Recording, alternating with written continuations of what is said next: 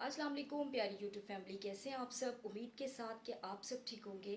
आज की मेरी शेयरिंग है आप लोगों के साथ जो डायबिटिक पेशेंट है, जिन्हें डायबिटीज़ मेलाइटस है, यानी कि शुगर पेशेंट। तो जो भी शुगर के पेशेंट हैं तो उनके लिए ये एक छोटी सी मेरी शेयरिंग है।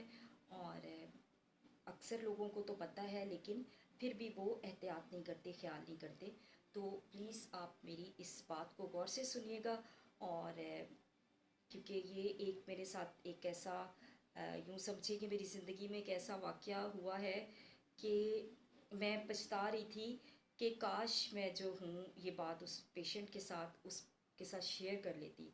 अच्छा, ये होता है कि शुगर पेशेंट जो होते हैं वो शुगर तो चले मेंटेन जो करनी है वो तो बहुत ज़रूरी है, लेकिन शुगर मेंटेन करने के साथ साथ आपको पता है कि शुगर पेशेंट्स को जब ज़ख़म हो जाता है, चाहे वो पैर पे हो, हाथ पे हो, लेकिन ज़्यादातर पैरों पे बनता है क्योंकि ब्लड फ्लो जो होता है और न्यूरोपैथी की वजह से, क्योंकि नर्व जो है वो कमज़ोर हो जाती है, तो न्यूरोपैथी की वजह से जो है वो पैरों में सर्कुलेशन बहुत अच्छी नहीं हो रही होती है। इसलिए जब ज़ख़म होता है तो वो एक तो शुगर पेशेंट्स का ज़ख़म हील नहीं होता, तो यही वजह होती है कि वो ज़ख़म हील नहीं होता। और अगर उस ज़ख़म की केयर ना की जाए, ख्याल ना किया जाए, तो फिर वो ज़ख़म जो है वो हमारी ज़िंदगी भी ले सकता है। वैसे देखा ये गया है कि अक्सर तो लोगों के पैर काट दिए जाते हैं। पैर कट का अगर एक पैर में ज़ख़म होता है तो पैर काट दिया जाता है। और जहाँ तक वो फिर उसका जो है वो सेप्सिस, पस जो है वो जहाँ तक फैली होती है वहाँ तक एम्पुटेशन करनी पड़ती है, यानी कि काटना पड़ता है। तो आप इस नौबत तक क्यों आने देते हैं। आप अपना इस तरह से ख्याल करें कि अगर आप अपने पैरों का बहुत ज़्यादा ख्याल रखेंगे, एहतियात करेंगे।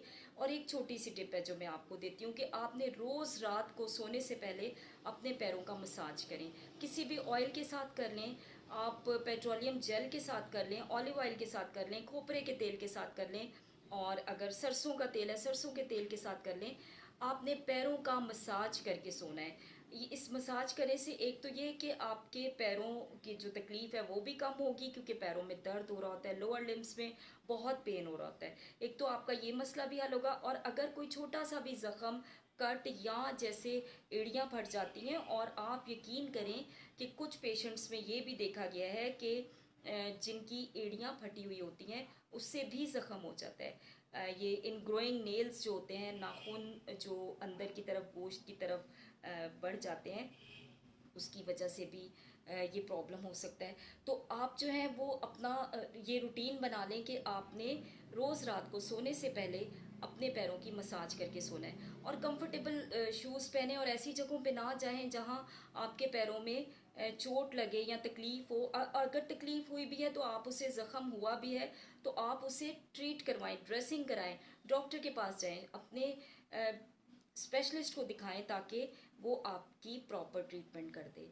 तो ज़ख़म ठीक भी हो जाते हैं ड्रेसिंग्स करवाने से, डिब्राइडमेंट करवाने से। डिब्राइडमेंट होता है यानी कि पूरा वो जो ज़ख़म होता है उसको खुरचना कहते हैं। तो अगर वो गंदगी को और वो जो जिसमें डेड सेल्स हैं, जो पस है, वो निकाल देंगे तो आपका ज़ख़म ठीक हो जाएगा। और अगर आप ख्याल नहीं करेंगे तो फिर आप अपनी ज़िंदगी से भी हाथ धो बैठ सकते हैं। मेरे सामने एक ऐसा पेशेंट था, मैं बहुत सोच रही थी कि मैं उसे किसी तरह से थोड़ी सी टिप्स दूं कि भाई आप अपना कैसे ख्याल करें, आप अपने पैर को इस तरह इग्नोर ना करें। एक शुगर पेशेंट के लिए तो छोटा सा ज़ख़म भी बहुत ही ज़्यादा मुश्किल का बायस बन सकता है, मसले का बायस बन सकता है। और अगर उसको आप इग्नोर करते हैं उस ज़ख़म को, तो वो आपके लिए जानलेवा भी हो सकता है। तो प्यारे व्यूअर्स, प्यारी यूट्यूब फैमिली, अगर किसी को शुगर है तो वो अपनी रूटीन बनाए कि रात में अपने पैरों की मसाज करनी है। बहुत शुक्रिया, खुश रहें, अल्लाह हाफ़िज़।